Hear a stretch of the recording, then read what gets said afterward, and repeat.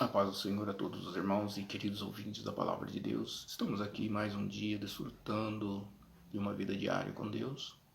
E neste dia eu gostaria de fazer uma breve reflexão sobre um sentimento. Um sentimento este que, se não tratado, pode trazer muitos prejuízos para a nossa vida, tanto na vida emocional quanto na vida espiritual. Se encontra em Salmo de número 73, um salmo bastante conhecido. No seu verso 2 e 3, diz assim a palavra de Deus para nós. O salmista está dizendo assim: olha, quanto a mim, os meus pés quase se desviaram, pouco faltou para que escorregassem os meus passos, pois eu tinha inveja dos soberbos ao ver a prosperidade dos ímpios. Veja bem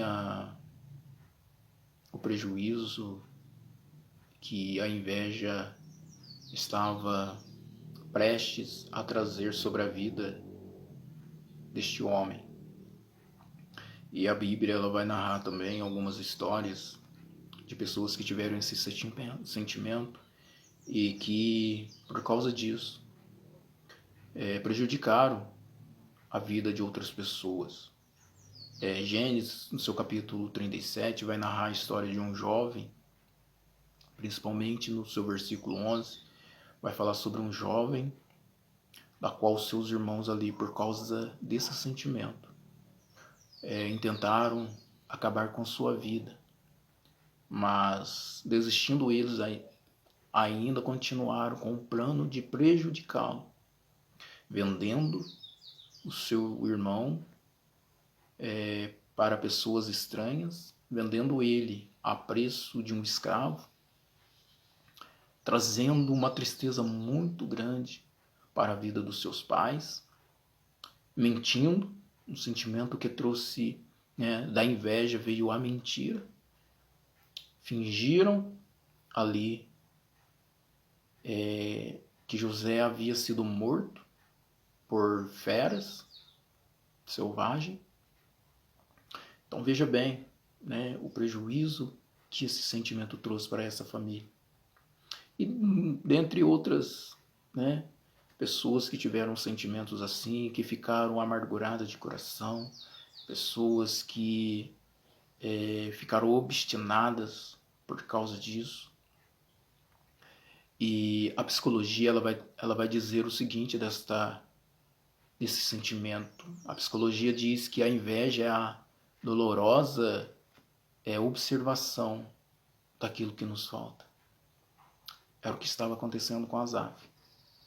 Asaf, ele passa a olhar a prosperidade do ímpio, passa a comparar a sua vida com a vida do ímpio, a observar que o ímpio muitas das vezes era mais próspero que ele, que o ímpio às vezes nem ficava doente, entendeu? E ele, sendo servo do Senhor, sendo um salmista, um adorador, um homem que compunha louvor a Deus, estava passando às vezes por aflição e olhava, não conseguia enxergar isso na vida do ímpio.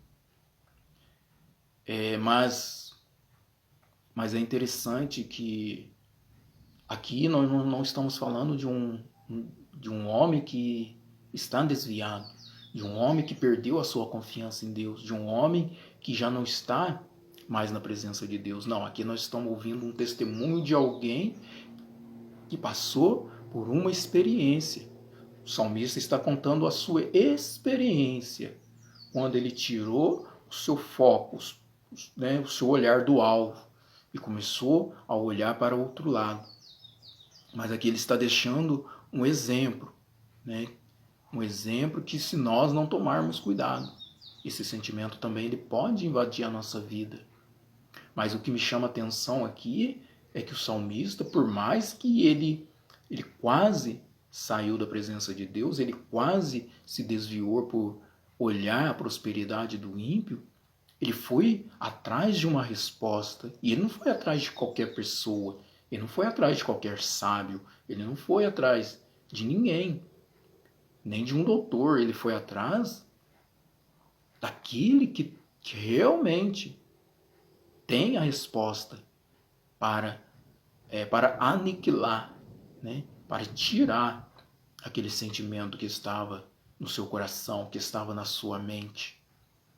Versículo 16, ele começa a dizer assim, olha, quando eu pensava em compreender isso, fiquei sobremodo perturbado, até que entrei no santuário de Deus. Então entendi o fim deles. Aí ele pôde entender, ele pôde compreender que todos terão um fim. O ímpio também terá um fim. Né? Os santos também terão um fim. Tudo nessa vida é passageiro. Tudo terá um fim. Mas ele pôde entender que não adiantava ele almejar aquilo que o ímpio tinha. Ele tinha que compreender o fim de cada um. Ele tinha que compreender que haveria um final tanto para o ímpio quanto para o salvo, tanto para um quanto para outro.